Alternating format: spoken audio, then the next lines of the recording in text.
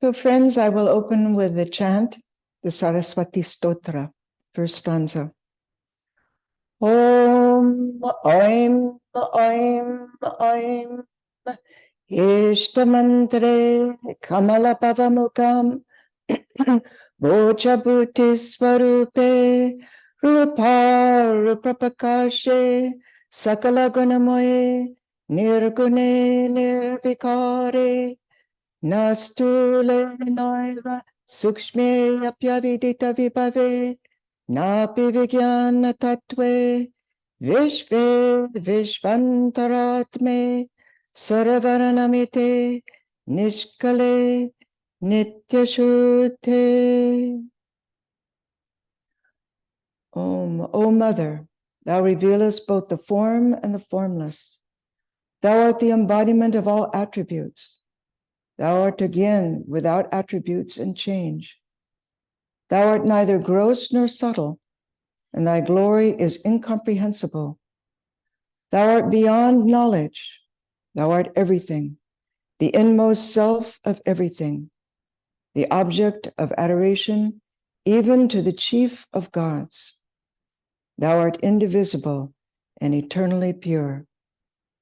Om Shanti, Shanti, Shanti.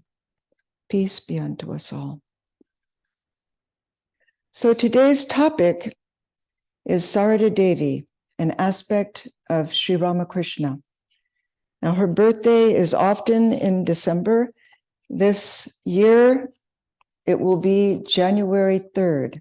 So we will be celebrating, as we have in the past, her birthday on Kalpataru Day, January 1st.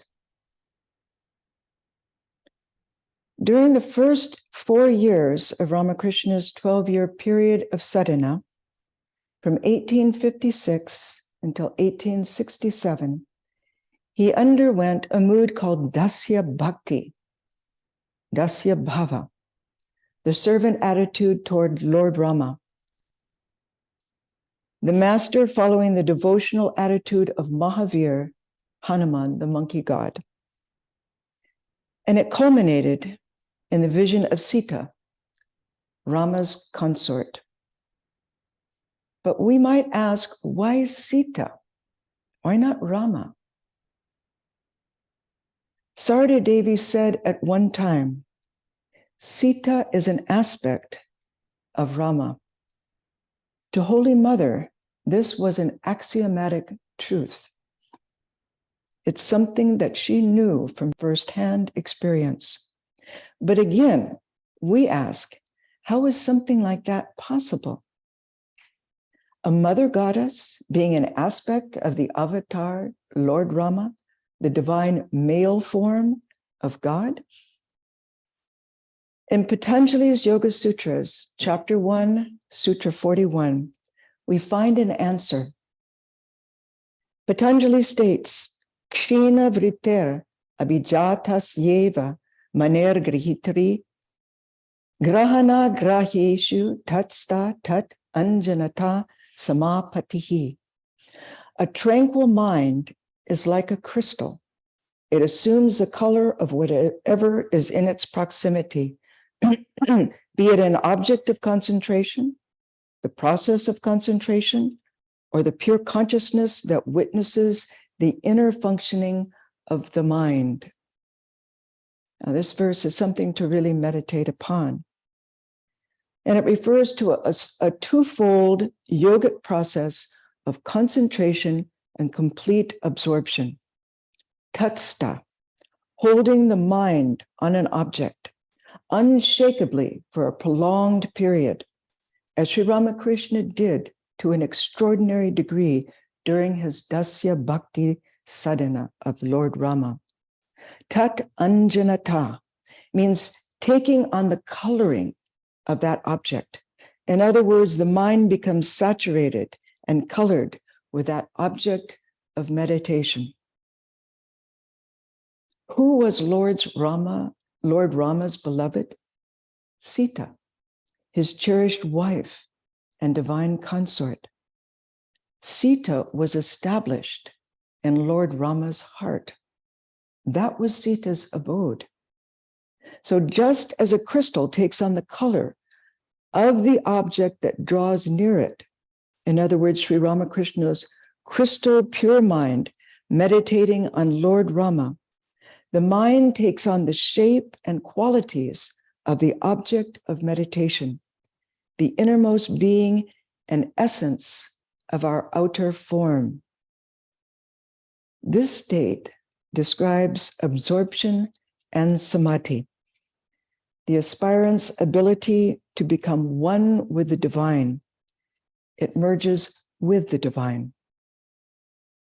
So by meditating on Lord Rama, as Sri Ramakrishna did, he, the meditator, penetrated and experienced his inner spiritual realm, the heart of Lord Rama, the abode of goddess Sita. That is how the vision of Sita became revealed to Rama through his Rama sadhana. And this is how Sita is therefore an aspect of Lord Rama, not only through the path of meditation, but through the special advent of his own divine incarnation. Sri Ramakrishna divulged many times to his monastic disciples, he who came as Rama and as Krishna has come now in this body, pointing to himself. As the king sometimes disguises himself to visit the capital, so this time he has come secretly to the world. In that case, then, did not Sita also manifest in the Ramakrishna incarnation? Yes. With his divine eyes, Sri Ramakrishna saw that in his Rama incarnation, Sarada Devi had been his divine consort Sita, an aspect of Sri Ramakrishna, and hence also an aspect of Lord Rama. The incarnation comes with his divine entourage. So as Sita dwelt in Lord Rama's heart, let us now turn our attention to the heart of the relationship between Sarada Devi and Sri Ramakrishna. Holy Mother's life at Dakshineshwar revolved around Sri Ramakrishna. He was her husband, her guru, her God. She cooked for him. She learned from him. She sacrificed for him. She stood hours in the Nahabat, peeping through a small hole in the screen to partake of his kirtan and ecstasy in his room. The proximity of her life to his became as a crystal near a luminous light, his divine life, thereby taking on the qualities of that light. Her growing spiritual relationship with Sri Ramakrishna culminated in the Shodashi Puja, which all of you must know about. In that puja, Sri Ramakrishna awakened his young wife's divinity. Their souls became one with pure consciousness and transcended any body consciousness.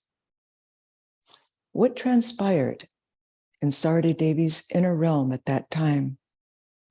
When Holy Mother was asked how she felt when worshipped as Shodashi, she replied bashfully, without divulging the extent of her spiritual state at that time. "What can I say?" she said. "I couldn't understand the mystery. I was not myself then." She modestly disclosed, "Perhaps the Divine Mother, Bhavatarani, possessed me. So I was not aware of what was going on." In other words, she went into an ecstatic state. Sarada Devi continued, "I saw that the master dressed me, applied red paint to my feet, worshiped me, bowed down to me, but nothing made any impression on my mind." Why? Because she had transcended normal consciousness, the normal consciousness of mind. She continued, I sat still, and the master finally made a full prostration, touching my feet. Afterwards, when I regained my normal consciousness, I mentally bowed down to him again and again. This is unprecedented in the history of spirituality in the world. Spiritually speaking, on that occasion, Sri Ramakrishna offered Sarada Devi the fruits of his sadhana and all that that means. Sarada Devi became the recipient of his spiritual realizations, the recipient of all of his spiritual realizations. Subsequently, Sarada Devi said, know that the master and I are identical. But what does that actually mean to us? She became a vessel of Sri Ramakrishna. After Sarada Devi's passing, Josephine MacLeod, a prominent Western disciple of Swami Vivekananda, asked M, the recorder of the Gospel of Ramakrishna, what was she to you? M answered from a philosophical perspective, the same as Sri Ramakrishna, God incarnate on earth. He and Holy Mother are one in the same way that Christ said, I and my Father are one. The Master said, Brahman and Shakti are one. These are very, very high aphoristic statements. It's hard for us to wrap our minds around. Both Sri Ramakrishna and Sarada Devi knew their nature was undivided consciousness. They had that experience again and again, and their bodies were made of Maya. They literally worshipped each other. Swami Vishuddhananda, disciple of Sarada Devi and the 8th president of the Ramakrishna order, explained the mystery. The master said to Holy Mother, the mother who is in the temple is the same mother who gave birth to this body and is now living in the Nahabad. And she is the same mother who is now massaging my feet.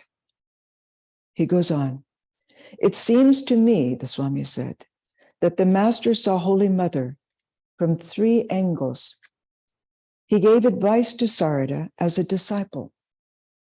He allowed her to serve him as a devoted wife, and he worshiped her as the veritable divine mother of the universe. Holy Mother also served and worshiped Sri Ramakrishna as her husband, her guru, her Ishta. Some people ask me, the Swami said, who is greater, the master or the mother? I answer, please think carefully.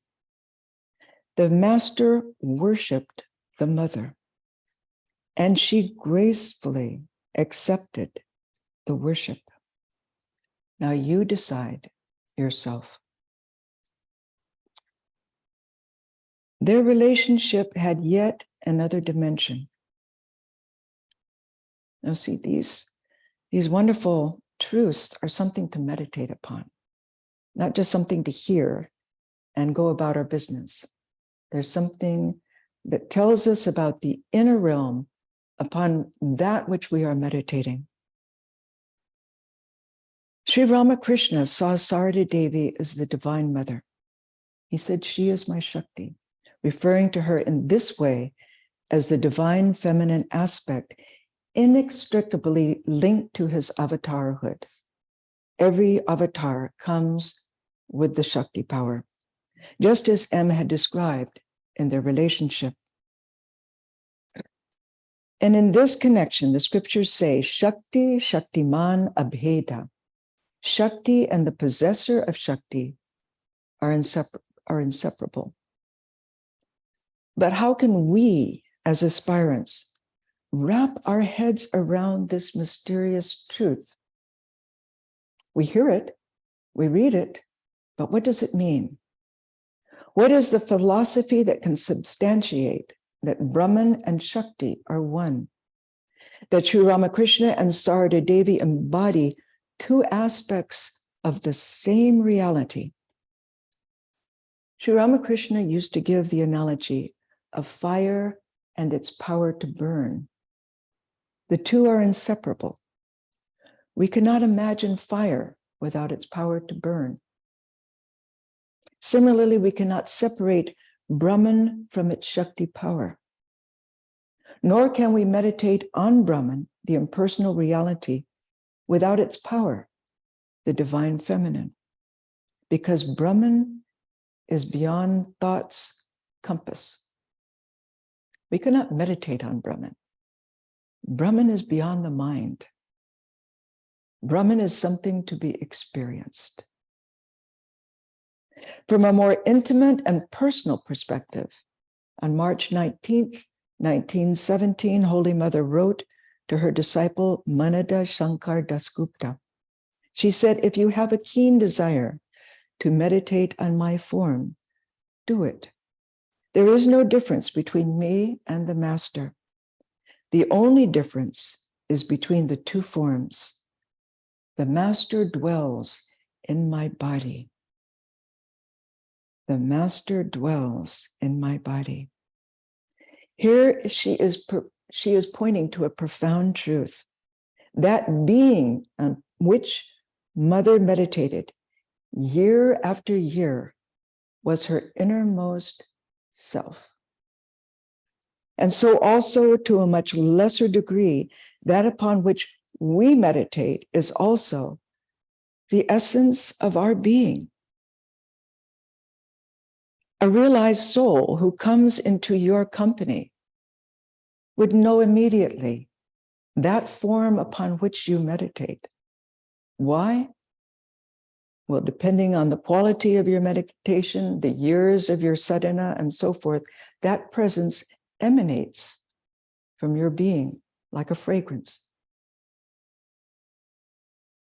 And so also to a much lesser degree, that upon which we meditate is also the essence of our being, though not in the same capacity as an avatar and his divine Shakti. When an aspirant meditates upon a form of God, its essence manifests to the devotee.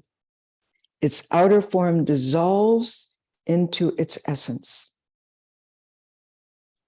Swami Brahmananda described this, and you can read this yourself in The Eternal Companion by Swami Prabhupada. As you meditate on your chosen ideal, think of him as bright and effulgent, and that everything shines because of his light. Think of him as living and conscious. As you continue thus, the form of your chosen ideal will gradually melt into the formless, into the infinite. Then will follow a vivid sense of the living presence until finally the eye of wisdom will open and the infinite will be directly perceived. But let's go deeper.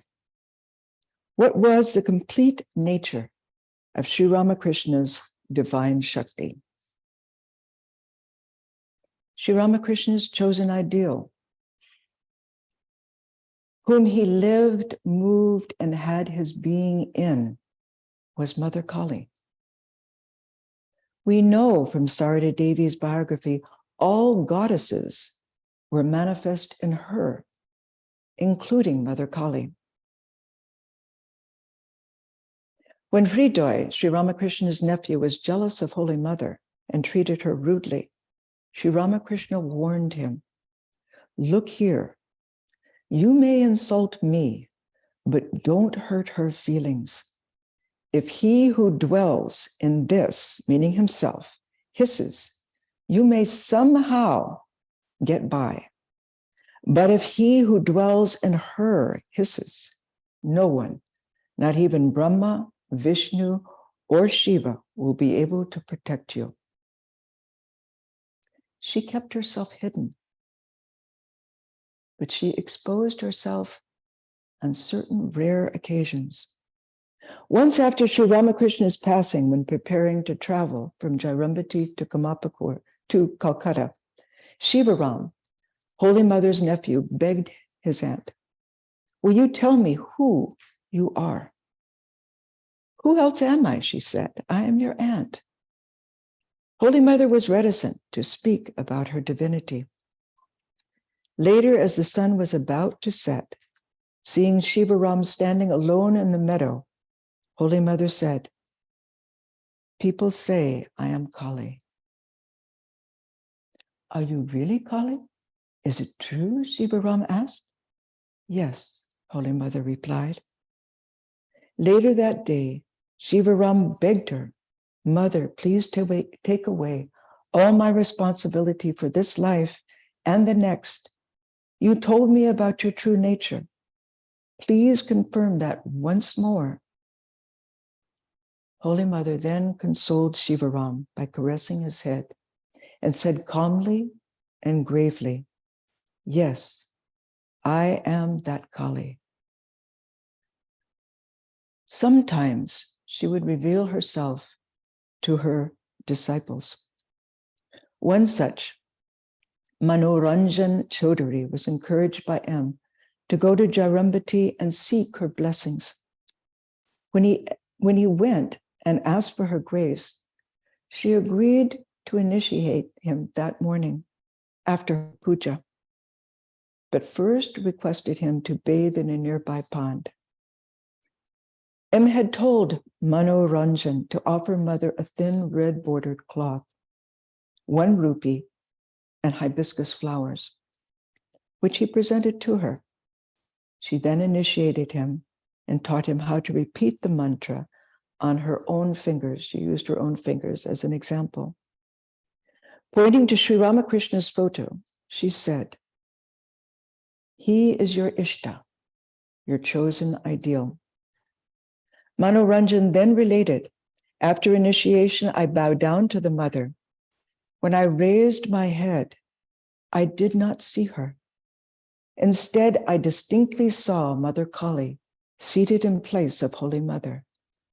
Once again, I fell at her feet and then lost outer consciousness." Once, in order to protect herself, Holy Mother manifest as Bhagala, one of the 10 forms of Mother Durga, who is the destroyer of demons. It's hard to imagine. She Mother so bashful, so modest, so behind the scenes, manifesting herself as Bhagala. Let's take a look. After Sri Ramakrishna's passing, Harish, a devotee of Sri Ramakrishna, was drugged by his wife, who had become jealous of his spiritual indifference to their family life. He was becoming too spiritual. In a deranged state, Harish then came to Kamapakur, and Holy Mother later related, "One day," she said, "as I entered the compound of our home after visiting a neighbor, Harish began to chase me. He was then insane. His wife had brought about this condition. There was no one in our house, no place to escape. In a helpless state, I began to walk fast around our granary. He pursued me. After going around 7 times, I stopped. I assumed my real form, laid him on the ground, my knees on his chest, and then held his tongue and began slapping him hard. He began to gasp for breath. My fingers became red." It's hard to imagine. Once at Bellarmine, Swami Vivekananda divulged this aspect of Sarada Devi. Mother is the incarnation of Bhagala, one of the ferocious aspects of the divine power, in the guise of Saraswati, the goddess of wisdom.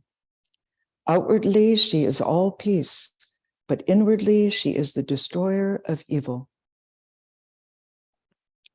In this connection, Sarada Devi once told a devotee, my bija, meaning the special seed word given at the time of initiation, is not Hring, which is the bija for Mother Durga, but Kring, which is the bija for Mother Kali.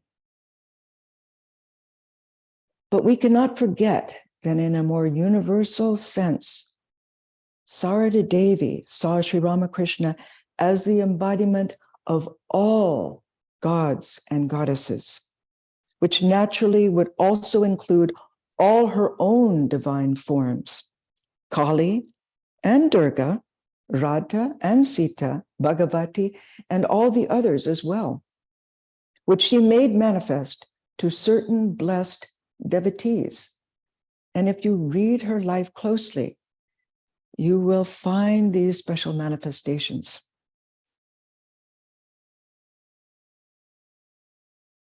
Sarada Devi, as the ultimate clear crystal, became saturated with Sri Ramakrishna's present power. After all of her thoughts were turned to him throughout her day. How Sarada Devi's meditation on her Guru and God manifest, we see in Yogin's initiation by Holy Mother. And Yogin was the future Swami Yogananda, a direct disciple of Ramakrishna. After his Mahasamadhi, Sri Ramakrishna appeared to Sarada Devi and asked her to give Yogin initiation. And he even gave Mother the mantra to give. But Sarada Devi asked him, how can I initiate him? I do not even speak to Yogin. See, Mother was in Burda around the young disciples of Ramakrishna. Mother didn't associate with any of the young male disciples. But at the time of Yogin's initiation, Mother went into ecstasy, and Yogin described her ecstasy during this period. He said, her manner of speech, her voice, her way of taking food, her way of walking, and her general behavior were exactly like those of the Master. We have heard, he went on, that in deep meditation, the worshiper and the worshipped become one. The scriptures mention a spiritual state known as Tadatmya Bhava, being at one with God. In the same manner, the Mother too forgot her own separate existence and acted just like the Master, feeling her oneness with him. Yogin concluded, when I asked her some complex questions about spiritual matters shortly after her states of samadhi, she replied in a God-intoxicated mood, very much like Sri Ramakrishna, that is, in the same manner and characteristic of the Master, even using the same easy style of expression with metaphors and parables. It's extraordinary. In no other incarnation of God do we have such eyewitness accounts of how an avatar and his divine consort act, behave, reveal themselves. We also find the same occurrence another time in her life. After Sri Ramakrishna's Mahasamadhi, when she went on pilgrimage to Vrindavan, Swami Yogananda again described, one day her woman companions found her absorbed in deep samadhi. They uttered the name of the Lord in her ears and tried to bring her mind down. I repeated the name of Sri Ramakrishna with all my strength. At that, the mother seemed to return to the ordinary sense plane. Yogananda went on, during such periods of ecstasy, her manner of speech, her voice, her way of taking food, her way of walking, and her general behavior were exactly like those of the Master. He continued, we have heard that in deep meditation, the worshiper and the worshipped become one.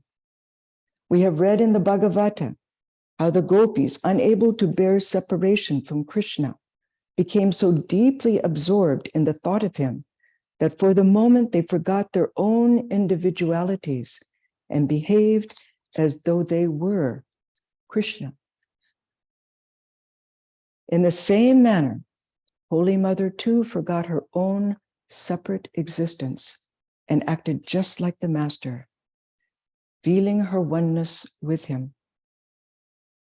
Yogananda said, when I asked her some complex questions about spiritual matters, shortly after her states of samadhi, she replied from a God-intoxicated mood, very much like Sri Ramakrishna, that is in the same manner characteristic of the Master, even using his same easy style of expression with metaphors and parables. We all, meaning the direct disciples, were surprised to see the spirit of Sri Ramakrishna united with hers. It was unique. We then realized that the Master and the Mother were one in essence, though appearing in separate forms. Is it not said in the scriptures, Lord, thou art man, thou art woman? The Master told me, Yogananda, many times that there was no difference between him and the Mother. So here we see exemplified to a supreme level how one can be and become the object of one's worship. One day Ashu, Sarada Devi's attendant, asked, referring to Mother's daily worship of Sri Ramakrishna's photo, Mother, do you still see the Master at that time every day? Does he eat from your hand, meaning at the time of the worship when prasad is offered? Holy Mother replied, are we separate? Embarrassed, she pressed her tongue between her teeth and then said, see what I have inadvertently said. See how she tried to hide herself. To those who thought Sri Ramakrishna and Sarada Devi were separate, Swami Premananda, direct disciple of Ramakrishna and one of the 6 Ishvarakotis of his incarnation, would say, those who consider the Master and the Mother to be different are ignorant of their true nature. In fact, the Master and the Mother are the obverse and reverse of the same coin. So in this respect, Sarada Devi was Sri Ramakrishna, his divine Shakti, a living emblem of the divine feminine in her own right, a manifestation of all goddesses, but also an aspect of Sri Ramakrishna. To recap, Sarada Devi was an aspect of Sri Ramakrishna in the following ways.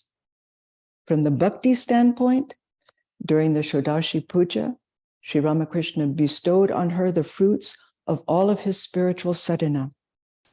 In this way, she became the recipient of all of his realizations. That made her the veritable vessel of Sri Ramakrishna, the avatar. From the yoga standpoint, she lived with Sri Ramakrishna. She received his teachings. She meditated upon Sri Ramakrishna. As a crystal takes on the color of an object that is near, Sri Ramakrishna was established in her heart. He became her inner essence. In samadhi, his presence would even become manifest outwardly in her behaviors and manner of speaking.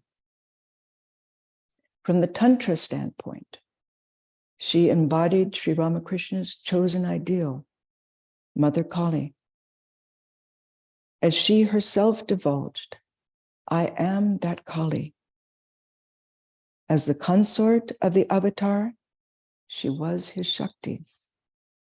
The scriptures tell us Brahman and Shakti are one, like fire and its power to burn. So now let us go to the pinnacle of the relationship between Sri Ramakrishna, the avatar, and Sarada Devi, his divine Shakti. That would be the non-dual plane, oneness, or love absolute, where knowledge and devotion mean the Ananda of Satchit Ananda. For that example, let's turn to the Krishna Radha incarnation. Sri Ramakrishna divulged to his monastic disciples, he who came as Rama and as Krishna has come now in this body, pointing to himself. Likewise, after the master's passing and Sarada Devi's pilgrimage to Vrindavan, Holy Mother disclosed to a devotee that she was Radha in the Krishna incarnation. The culmination of Vedantic experience is to see God in every being and in everything. One's individual consciousness then dissolves, and the I consciousness becomes one with the cosmic consciousness. In the Mundaka Upanishad, we read, as rivers flow into the sea, and in so doing lose name and form, even so the wise man, freed from name and form, attains the supreme being, the self-luminous, the infinite. As Sri Ramakrishna disclosed to some monastics and householder disciples at Kasipur, the indivisible Satchitananda, I see it both inside and outside. You all seem to me to be my kinsmen. I see you all as so many sheaths, referring to their bodies, with the heads moving. This oneness is the pinnacle where supreme knowledge and devotion meet. We see a vivid example of this in Sri Ramakrishna's experience of Satchidananda Krishna. In May 1884, Sri Ramakrishna was seated on the cement platform surrounding the banyan tree at Dakshineshwar, talking with close devotees, when he suddenly went into samadhi. Coming down to the sense plane, he began talking to Sri Krishna. Krishna Satchidananda, nowadays I do not see your form. Now I see you both inside me and outside. I see that it is you who have become the universe, all living beings, the 24 cosmic principles, and everything else. You alone have become mind, intelligence, everything. O Krishna, you are my life. O Krishna, you are my mind.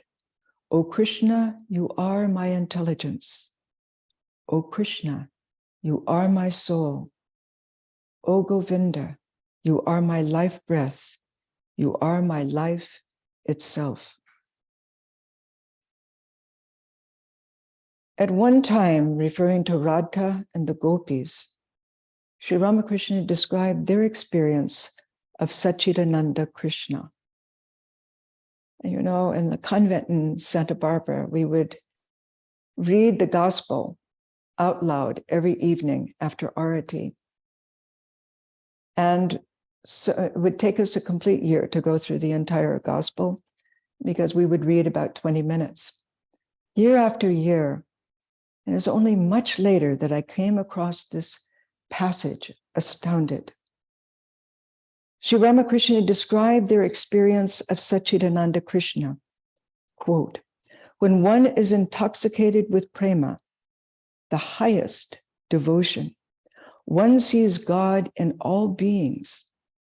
The gopis saw Krishna in everything. To them, the whole world was filled with Krishna. They said that they themselves were Krishna. They were then in a God-intoxicated state. Looking at the trees, they said, these are hermits absorbed in meditation on Krishna. Looking at the grass, they said, the hair of the earth is standing on end at the touch of Krishna. And in this connection, who was Ramakrishna?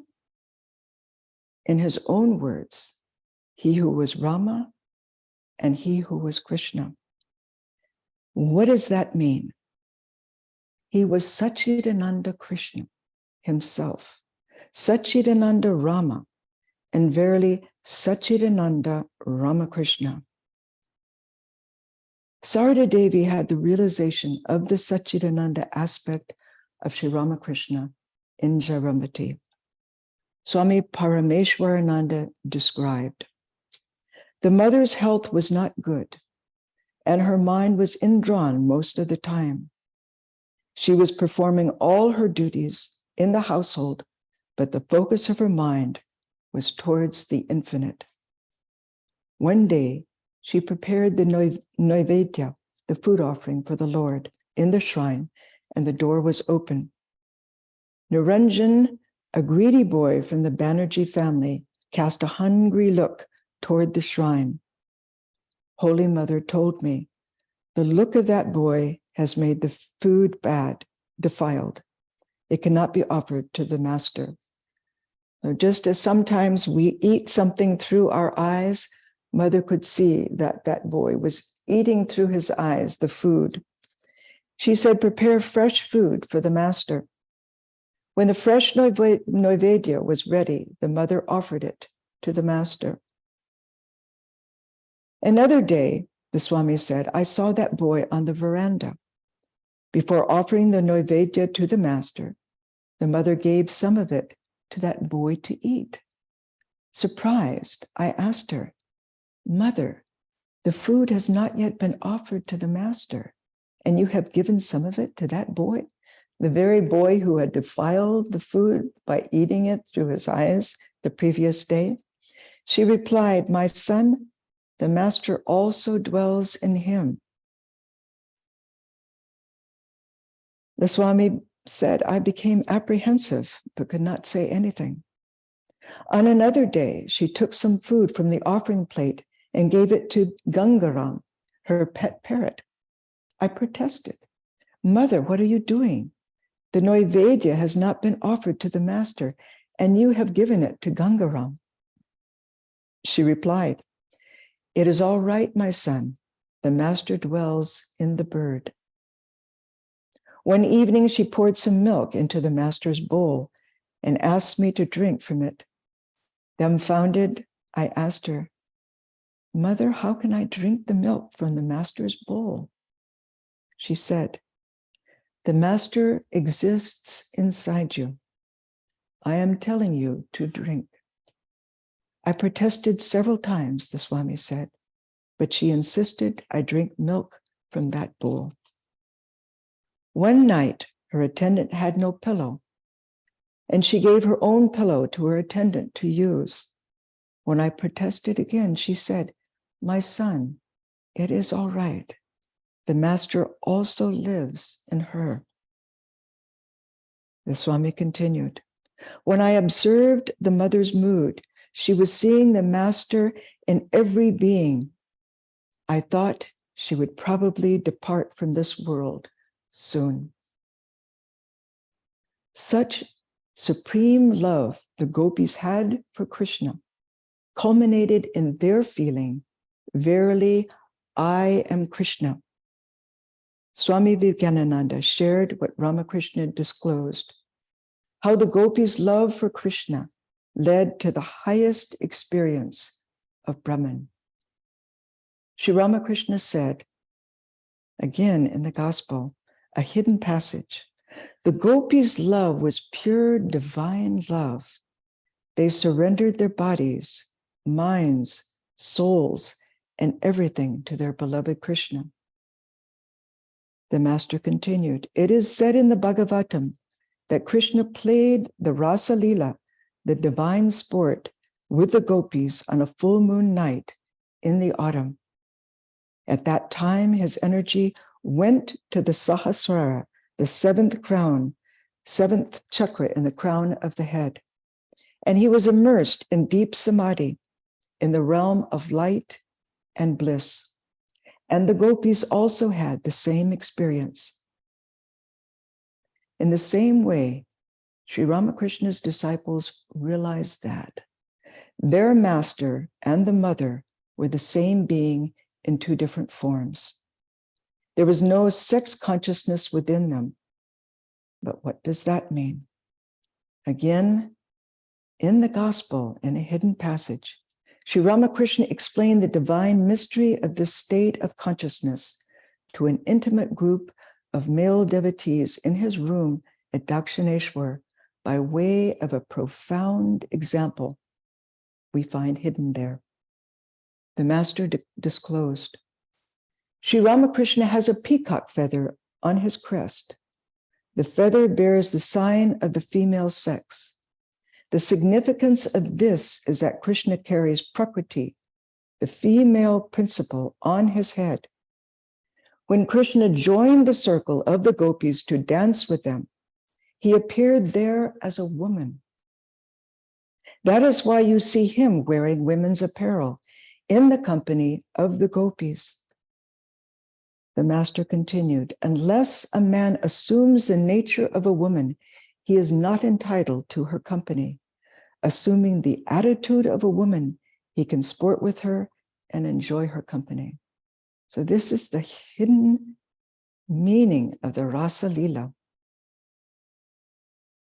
In the Ramakrishna and Sarada Devi incarnations, they each had power to bestow liberation. Swami Brahmananda disclosed, who can understand our mother? Even great yogis cannot understand her. What to speak of others? Is it possible for an ordinary human being to digest the worship of an incarnation like Sri Ramakrishna? From this, one may understand what a great fountain of power the mother is.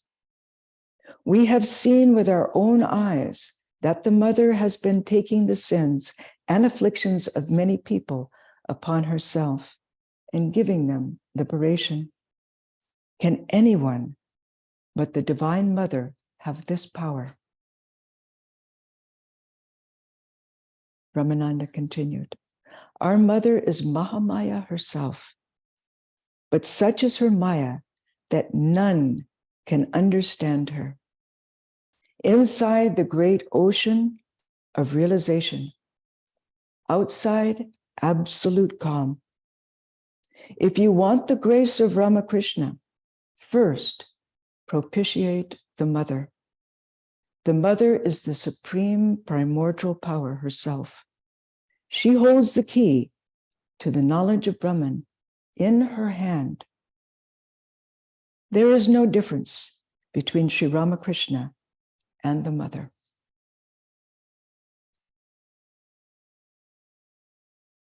Now we will have arati.